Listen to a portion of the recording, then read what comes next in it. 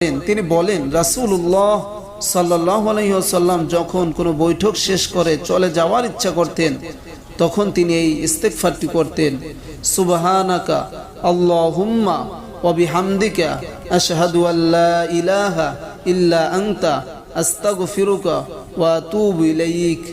হাদিসটি আবু দাউদ শরীফের 4859 নম্বর হাদিস।